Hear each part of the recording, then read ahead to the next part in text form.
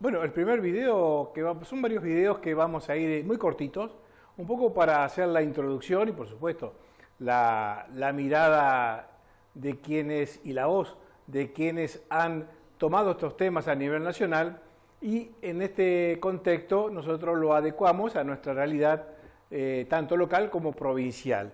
El primero de ellos es, bueno, salvar a Florencia, el tema de la impunidad que se vio reflejada días atrás cuando está sobreseída de una causa que no fue a juicio, que simplemente dos magistrados decidieron en un tribunal 2-1 votar a favor de que la causa vaya directamente a archivo.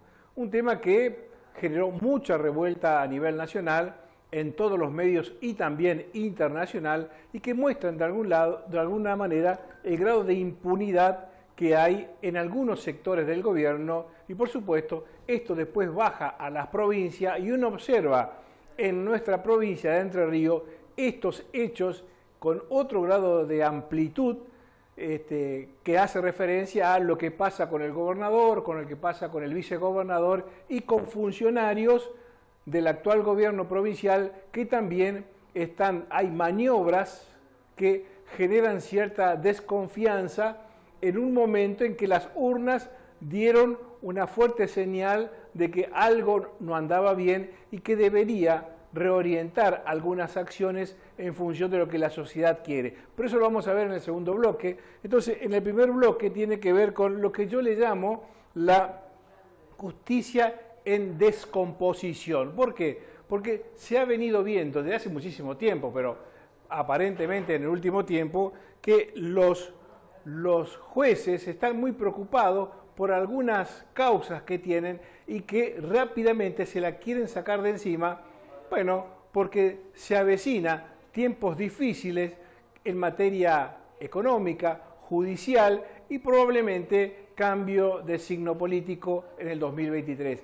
Así que hay un combo de situaciones que están generando estos movimientos que a los ojos de los que leen entre líneas aparentemente pretenden salvar a algunos y por supuesto colocarse a ellos en una posición de privilegio. Lo vamos a ver. Bueno, uno de los puntos que se quería en este caso fortalecer era tratar de salvar de cualquier modo a la hija de la vicepresidenta, Florencia. ¿Por qué? Porque es la que no tiene fueros. Entonces, al no tener fueros, puede ser llamadas a declarar, de hecho, lo iba a hacer, y tal vez, solo digo tal vez, podría haber quedado presa. Entonces, esta preocupación de la madre, la preocupación del hermano, lleva a que se muevan algunos engranajes, algunos le llaman justicia legítima, para que finalmente hoy se esté hablando de este tema y probablemente dentro de algunos días, específicamente el 13 del 12, tasación tenga que definir si se apela o no se apela este fallo que ha generado. Así que vemos rápidamente este video, cortito, pero es introductorio a lo que vamos a desarrollar enseguida. Cuando el señor director lo disponga, lo vemos. El tema es así, a ella Cristina le da mucha obra pública a Lázaro Báez, le da 52 contratos por 46.000 millones de pesos, mucha obra pública. Cristina ya presidenta. Sí, claro. Lázaro Báez, contratista del Estado. Entonces, ¿cómo le devuelve la plata a Lázaro Báez a Cristina? ¿Cómo se genera el retorno? Siempre según el fiscal Policita y el juez Ercolini. Le alquila habitaciones. Le alquila habitaciones en los hoteles de Cristina Kirchner. Exactamente. Otesur, Los Sauces, etcétera, ¿no? Por eso, esa contratación era absolutamente falsa. Cuando vos ves, no había jugo de naranja, no había restaurantes, todo vacío, las habitaciones no había empleadas domésticas. Era una clara maniobra de lavado de activos. Mira, hay varias empresas de Lázaro Báez que le van alquilando. La Estación, Canqui Costilla, Don Francisco, Los Calzos y el Curto, más o menos 14 millones de pesos anuales. ¿Y Austral no? ¿Austral Construcciones no? Austral Construcciones es la madre toda. Ok. Y después tiene subempresas, Lázaro Báez. Que le contrataban ahí a... Claro, pero hay un tema que yo me lo acuerdo muy bien, y es que los obreros de Lázaro Báez viajaban entre 200 y 600 kilómetros para llegar al hotel. Impresionante. ¿Entendés? Lo Laburás cual habla todo el día, de la farsa. Vos laburás todo el día y tenés que hacer 400 kilómetros para ir a dormir. Por ejemplo. Genial, Por ejemplo. bárbaro. Te queda re cómodo, la verdad. Obra en Río Turbio, escuchá porque es muy interesante. Obra en Río Turbio, obra que hacía Lázaro Báez, Claro. que encima no las hacía, pero no importa. A 292 kilómetros de distancia del Hotel Alto Calafate. ¿Me explicás cómo quema el jefe Lázaro Báez, que le contrataba a sus obreros un hotel a 300 kilómetros de distancia? Era mentira. El hotel estaba vacío, no había desayuno, no había sábana, no había nada. Sí, claro. Era lavado de dinero. Pero bueno, Cristina sobreseída, ¿no? Es así. No, es tremendo. Yo te digo, para mí es un escándalo, va a ser el tema del día de mañana, la tapa de los diarios, y va a ser el tema del fin de semana, ¿no? La impunidad. Video, la impunidad y lo que yo había posteado en las redes a través de mi historial en Facebook, esa foto en la que hablaba de justicia en descomposición. Los dos jueces, Cristina, y las causas. 7 causas, de los cuales 3 ya va, como dicen los chicos, zafando. Y, bueno, continúa toda esta película. El video que viene a continuación solo demora 38 segundos. Es muy cortito, pero yo lo titulo Temor. ¿Temor a qué? Bueno, en principio a que estas causas finalmente comiencen a transitar por la vía judicial y vayan a juicio, y en el juicio realmente las pruebas se muestren, y en este andamiaje de fiscales que acusan y defensores se encuentre la verdad con respecto a una situación que, bueno, para muchos es una situación de corrupción, pero que es de última es la justicia la que define si realmente una persona es inocente o se la ha encontrado culpable como consecuencia de la acumulación de pruebas, de evidencias que se encargan unos de recolectar y el otro de defender. Entonces, en este contexto, lo que sucede es que a la señora parece que nada de la justicia la puede tocar. Y estas pruebas que aparentemente se encontraron, se documentaron en innumerables cantidades de cajas que forman parte del expediente, bueno, lamentablemente por ahora, vamos a decirlo, por ahora quedan en suspenso hasta ver si realmente, finalmente, cuando termine este periodo de el tiempo que tiene el Tribunal de Apelación, se resuelve apelar o no. Así que la soberbia de la señora que no se somete a la justicia, sino que hay un andamiaje por debajo de algunos escritorios en el cual facilitan que esta resolución que tomaron estos dos jueces se llevó a cabo, y por lo tanto algunos de estos jueces, los miedos que tienen a perder los sueldos, si hay un jury, y los privilegios que vienen acumulando de hace muchísimo tiempo. Entonces, es una justicia que lamentablemente en nuestro país deja, y esperemos que cambie, mucho que desear. Por eso es en descomposición, está podrida, por decirlo de alguna manera, estos tribunales en Comodoro Pi y en otros lugares de nuestro territorio, en que de acuerdo al grado de fuerza política que esté gobernando la provincia, Formosa, etcétera, etcétera, por dar algunos ejemplos, bueno, juzgan y dan sus veredictos de acuerdo al color político de esa provincia. No es independiente como se ha visto en este momento. Así que vemos rápidamente, solamente demora 38 segundos y venimos al piso nuevamente. Aerolíneas Argentinas le alquiló 47.000 noches por 5 millones de dólares. Estoy repasando la causa, lo que tengo acá en la computadora. Por 5 millones de dólares entre 2007 y 2015. Estoy hablando de los hoteles de Cristina. Bueno, hay miles y miles de documentos en esa causa. hay cerca de 250 cajas con miles de documentos y pruebas. Claro. Y terminan sobreseyendo. Es una cosa, realmente es una vergüenza. Claro. Lo mejor que hubiera pasado es que se haga el juicio oral.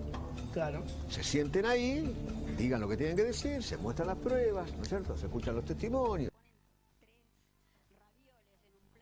¿Por qué Alberto Fernández es Alberto Fernández el presidente? Y es claro la jugada que hizo la vicepresidenta antes de ser vicepresidenta, cuando era precandidata, porque arma un esquema en el cual coloca a una persona, lo dijimos y lo mostramos programas anteriores, donde prácticamente ella ya sabía, cuando estuvo Kovalov, que lo decía, sabía ella que cualquier decisión que ella decidiera tomar, Alberto la iba a ejecutar. Así que se observa un patrón de conducta a lo largo de estos 2 años en el cual se viene dando todo aquello que ella había pensado, planificado al colocar a esta persona en el gobierno. Entonces, ahora solamente resta esperar qué hacen los fiscales y qué hace Casación con respecto a si se apela o no se apela. Seguramente se va a apelar y habrá que esperar aproximadamente 10 días hábiles para que finalmente esto se lleve a tome una decisión tasación. Aparentemente es el último día hábil sería el día 13 del 12. Así que vamos a esperar y bueno, vemos estos 7 videos que dura solamente 49 segundos, que habla un poquito de esto, pero por supuesto con mucha más información de la que yo estoy trayendo. Adelante, señor director. Tercer fallo de sobreseimiento. Sí, señor. El anterior otro, memorando Irán. Obviamente todos a partir de que Cristina es vicepresidenta. Dólar futuro, memorando Irán. Dólar futuro, memorándum de Irán Otesur. y ahora Otesur. Que era lo que quería Cristina desde el vamos cuando lo puso Alberto. Claro. Alberto, quiero que me solucionen todas las causas, ¿eh? A mí la gente me va a tener que pedir perdón. Sí, y Alberto juró que no iba a interferir, ¿no? ¿Te acordás? No se estaría notando. Hay que ver ahora, que es lo que decía Gaby Iesi, qué papel juega Casación. Porque esto no queda definitivo. No, Ahora esto falta se la apelación a Casación. El fiscal va a hacer la apelación Y la seguramente, querella. ¿no? Y la Pero querella, fundamentalmente claro. el fiscal, Diego Velasco. Claro, 10 días hábiles a partir de mañana. Ahora vamos a entrar ya no al tema judicial, sino un tema económico que también es muy preocupante por varios hechos o por varias circunstancias. Primero, como se dijo recién, o lo vamos a ver en el video, una carta que escribe la vicepresidenta, de alguna manera, la segunda, de alguna manera dando algunas señales de lo que piensa, de alguna manera, de alguna forma escrita, pero también dejando entrever aquellos mensajes que se pueden leer de manera subliminal cuando uno interpreta qué es lo que realmente la vicepresidenta dice cuando no dice lo que está escrito. ¿Se entiende? ¿Qué es lo que está diciendo o qué le está diciendo a algunos cuando lo que está escrito no es lo que ella piensa? Entonces, es interesante este análisis porque nos coloca en un escenario en el cual, como dije la semana pasada, juega a dos bandas. Por un lado dice lo que muchos quieren escuchar y por otro lado calla lo que quiere y sabe que tiene que callar. Entonces, en este análisis es muy importante qué le pasa al gobierno, porque dice que la lapicera la tiene el presidente. Y eso es obvio, porque es así como la Constitución lo determina. Ahora, esta lapicera puede estar sin tinta o puede estar con tinta. Y la tinta es quien la aporta la tinta. En este caso, quien dice lo que tiene que hacer, quien dice lo que tiene que escribir es, creo yo, la vicepresidenta. Pero hay un problema, que a este gobierno se le está acabando la nafta. No hay, en un populismo, no funciona si no hay dinero disponible para sostener esas demandas sociales. Por lo tanto, hay una situación de crisis que es muy importante analizarla. Es importante entender que esto que estamos viendo en los medios de comunicación es una pura marquesina de un problema que es mucho más grave y que te lo quieren enmascarar se lo quieren hacer aparecer como algo que la culpa la tuvo Macri y como consecuencia es el único culpable, y que todo lo que nos pasa es como consecuencia de la pandemia, que quizás sea cierto, pero que también de la herencia, y quizás sea cierto. Pero no es solamente esa la única verdad de esta historia. Entonces, estas luces que aparecen en la marquesina esconden un trasfondo que lo vamos a tratar de develar en estos poquitos videos que hemos traído. Así que vamos a ver que esta situación que se plantea, tanto a nivel nacional, tiene algún correlato en lo provincial. Y ya lo vamos a hablar, quizás esto en el segundo bloque, pero sí ahora en este que demora 2 minutos con 50 segundos. Cuando el señor doctor les ponga, lo vemos. Parece que habla que es un gobierno que se quedó sin nafta. Digo, la verdad objetiva en términos económicos y la madre de todas las restricciones que enfrenta el gobierno, por uno decir, hay que crecer. Bueno, ¿cómo haces para crecer? Para crecer necesitas dólares. Para que Argentina crezca 1%, las importaciones tienen que crecer 4%. Y para financiar importaciones necesitas dólares. Bueno, y el problema es que el Banco Central se quedó sin nafta. Bueno, objetivamente tenés restricciones a las importaciones. Hoy muchos negocios no están pudiendo importar lo que quisieran a 100 pesos. Tenés las últimas medidas como el corte de lo que es la financiación de viajes al exterior. La última medida de la semana pasada que fuerza a los bancos a deshacerse, vender los dólares que tienen los bancos, que no son los depósitos. No hay que confundir con eso. Porque justamente esto manifiesta el problema estructural que tiene un modelo que se está quedando sin nafta. Las reservas del Banco Central, las reservas netas, cuando sacás todo lo que debe el Banco Central, son aproximadamente 3.500 millones de dólares. Un mes de importación son 5.500 millones de dólares. Martín Redrado dijo eso, que es para un mes de importación. Exactamente. Con el fondo y otros organismos internacionales, primer trimestre del año que viene hay que pagar 4.500 millones de dólares. Entonces, objetivamente, no hay nafta. Cuando el kirchnerismo se quedó sin nafta, en 2009, después de perder las elecciones de medio término, en 2013, primero en 2009, después en 2013, durante 2009 a 2011, ahí tenía nafta para seguir haciendo populismo. Entonces, siguió atrasando el dólar, las tarifas, y ganó en 2011 con el 54% de los votos. Al otro día puso el cepo. Ahora, 2013-2015, cuando vuelve a perder elecciones de medio término, ahí no tenía nafta en las reservas. Y en ese momento, en 2014, se intenta hacer un ajuste del kirchnerismo. Recordemos que sube la tasa de interés, hay una devaluación, hay suba de tarifas, con lo cual tenemos en el archivo histórico un episodio donde el kirchnerismo, cuando se quedó sin nafta, trató de hacer una agenda pro mercado, obviamente con dificultades, con problemas de credibilidad, y yo creo que la carta de Cristina en algún punto reconoce que no hay mucho margen para no negociar, no hay margen para radicalizarse, porque una radicalización en términos de patear el acuerdo con el fondo implicaría que el mercado le pasaría factura instantáneamente, es decir, tendríamos un dólar financiero mucho más alto, se cortaría la liquidación de la cosecha y todo eso pondría a la economía en una presión cambiaria y en un riesgo de que la inflación se acelere partiendo de un nivel de pobreza muy complicado. Con lo cual, esa es la principal restricción, es la sábana corta que te diría es una manta de bebé, ¿no?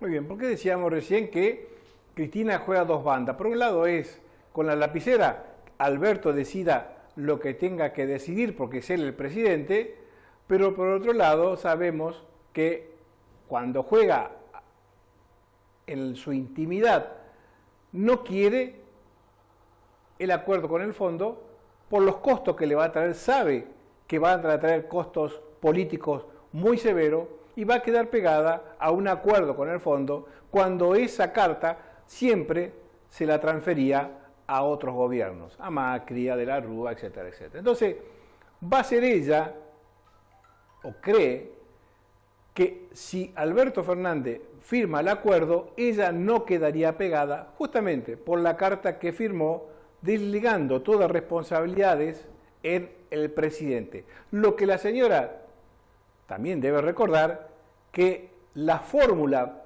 que ganó fue la del presidente y de la vicepresidenta, en este caso ella. Entonces es una fórmula que conducen el país, los destinos políticos, económicos, sociales, culturales de una nación. Entonces, sí o sí, este temor que tiene le juega en contra a la hora de identificar quiénes son los actores políticos que llevan adelante esta gestión con respecto al Fondo Monetario Internacional.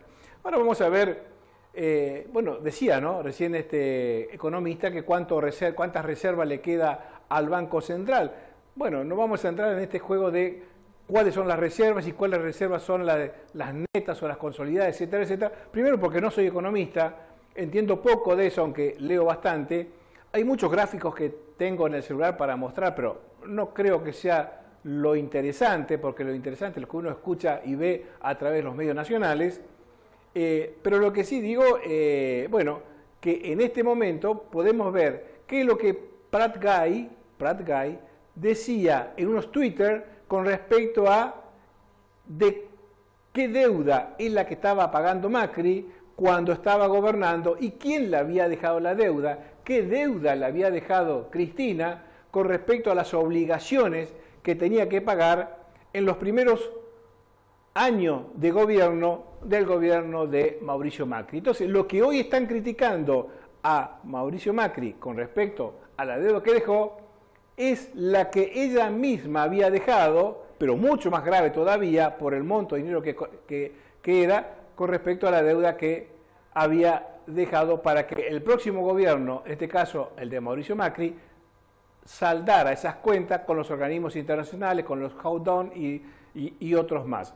Así que lo vemos, son aproximadamente 12 segundos y después sí regresamos a datos, a cifras que el propio Pratt Guy lo dice en Twitter. No sé si tenemos los tweets de Alfonso Pratt Guy, que es el que dijo, ¿quieren saber cuánto nos dejó el kirchnerismo de deuda en dólares y nosotros pagamos? Eso lo vamos ahora a pelotear con Fede Furia. Bueno, muy bien, allí está. Vamos a decir en números redondos aproximadamente, dejó una deuda la presidenta Cristina Fernández de Kirchner para que lo pague el presidente Mauricio Macri de aproximadamente 86.000 millones de dólares. Estos 86.000 millones de dólares tenía que pagarlo en 2 años. En 2 años. Macri deja una deuda de 45.000 millones de dólares pagados en 3 años. Las dos situaciones son pésimas para el país, pero no es solamente una la que está bien y la otra la que está mal. Las dos están mal, porque las dos hicieron al país completamente inviable y llevando a un nivel de pobreza que va fácilmente a superar el 50% cuando termine este año. Entonces, la inflación a un 52,1% interanual y se proyecta para el año que viene, según expertos en la materia, una inflación, si se arregla con el Fondo Monetario Internacional, una inflación que podría estar rondando aproximadamente, por supuesto con cierto grado de error, entre el 55 y el 60% anual. Entonces, el escenario que se avecina es muy complejo, pero mirando un poquito nada más para atrás, apenas 4 o 5 años, lo que se quedó es una deuda completamente difícil de sostener y, por supuesto, las situaciones empeoraron con el gobierno de Macri y ahora empeoran todavía mucho más. Así que vemos, es 1 minuto 55 segundos en 2 Twitter que Pratt Guy explica muy bien lo que dejó Cristina y lo que tiene que afrontar Macri. Cuando el señor Lector le ponga, lo vemos. Alfonso Pratt Guy tuiteó esto ayer. Lo vamos a compartir con Fede Furiase y vamos a ver. Dice, buen momento para recordar este hilo. Cuando CFK tenía la lapicera, le dijo a Cambiemos obligación, le dejó a Cambiemos 86.000 millones de dólares en los primeros 2 años, un préstamo completo del FMI por año y al contado. Ahora vamos al segundo. Fede Furias, ¿está de acuerdo con estos números? Sí, digamos, ese número tiene en cuenta lo que es el déficit fiscal y después lo que tenía que ver el arreglo con los holdouts para poder cancelar, para poder, digamos, honrar la deuda y los vencimientos de deuda. El gobierno anterior lo que hizo fue, frente a la herencia del déficit fiscal, en vez de seguir con la emisión monetaria, bajar la dosis de emisión monetaria y recurrir al financiamiento del mercado, dado que se partía de un nivel de deuda con el mercado muy bajo. Entonces aprovechó esa ventaja y financió buena parte del déficit fiscal con financiamiento externo. Este gobierno, que también tiene déficit, lo hace bien. Se endeuda y se financia con emisión monetaria. La segunda parte de Prat Guy tuiteando: así que Guzmán llora porque Juntos por el Cambio dejó una deuda de 45.000 millones con FMI a pagar en 3 años. No sabe que CFK dejó deudas vencidas y por vencer por 86.000 en 2 años. Las registradas 62.000, holdouts y otras no registradas 24.000. Dejó un FMI por año. Fede Furiase, entonces, ¿pagó o refinanció o las roleó? ¿Qué hizo? El gobierno de Macri refinanció. Tenía acceso a los mercados para ir roleando esa deuda, más el déficit fiscal que dejó el kirchnerismo, y trató de bajar la dosis de emisión monetaria porque tenía un compromiso, un objetivo de bajar la inflación, que claramente no lo pudo hacer porque el endeudamiento terminó en crisis.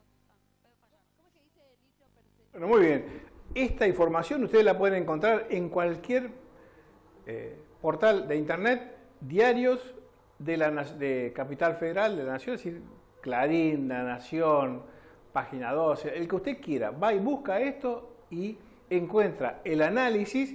Bueno, por supuesto también habrá detractores de esta cifra, habrá quienes dirán, no, esto no es así. Así que usted puede tranquilamente ir, husmear en la web a través de las distintas páginas para poder sacar su propia conclusión. Entonces, como decíamos recién, cuando uno pretende ser un candidato, en este caso Fernández, para la presidencia, conoce la historia de lo que ha sucedido y, por supuesto, sabe en qué situación se va a encontrar cuando asuma en este caso la presidencia. Así que hay que ser responsable de los problemas que se tiene y trabajar en función de cómo solucionarlo y evitar daños colaterales como consecuencia de la improvisación que, para recordar, era un gobierno de científicos, ¿no? Bueno, estamos llegando ya casi al final y el último video demora 0,57 segundos y tiene que ver con la emisión monetaria. ¿Por qué estamos hoy en la situación que está? ¿Qué es lo que diferencia al gobierno de Alberto Fernández, con el de Macri? Es solamente 57 segundos y venimos al piso. Gobierno, digamos, hay un endeudamiento muy fuerte a pesar de la emisión monetaria. ¿Por qué? Porque hay déficit fiscal. La pandemia dejó al descubierto que la madre de la deuda y de la emisión monetaria es el déficit fiscal.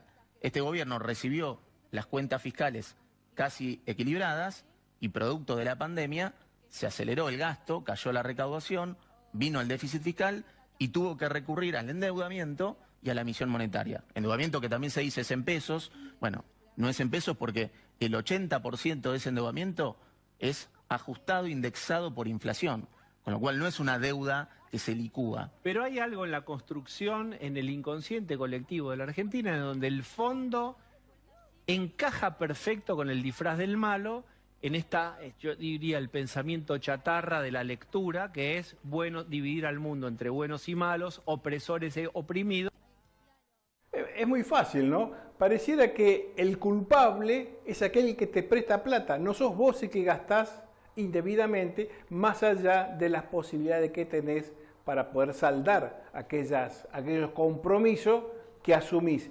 Es muy interesante como Argentina, y por eso nos consideran como nos consideran en el contexto internacional, que somos deudores seriales y que no pagamos nuestra deuda de hace muchísimos años.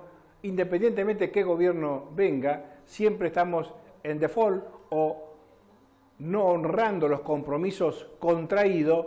Y por supuesto, las tasas de interés cuando uno pide un préstamo es altísima, porque los riesgos de que nosotros, el gobierno, no pague es altísima. Entonces, siempre la culpa para nosotros la tiene aquel que vos fuiste a pedirle la plata. Es interesante.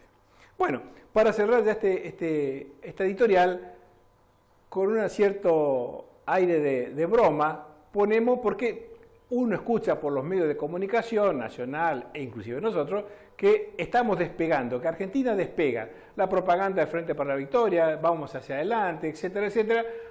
Estamos despegando. Bueno, vamos a ver si realmente estamos despegando en un video que tiene el carácter de broma, que no es en serio, que está tomado con cierto humor.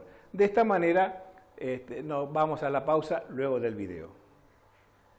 Posición del Banco Central que es momentánea, que tiene que ver con en este proceso de crecimiento y reactivación económica que estamos muy fuertes, muy fuertes, muy fuertes.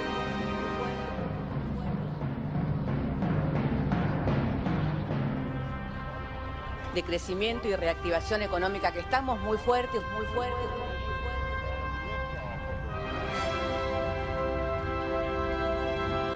Y bueno, nosotros vemos que hay una reactivación económica que viene creciendo y que sin lugar a dudas en este segundo semestre se va a ir notando cada vez más.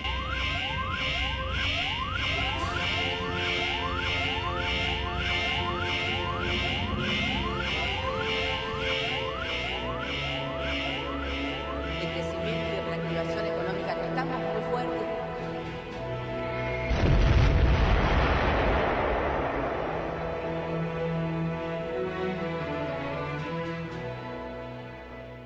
Bueno, con un poquito de broma. De esta manera damos inicio al programa.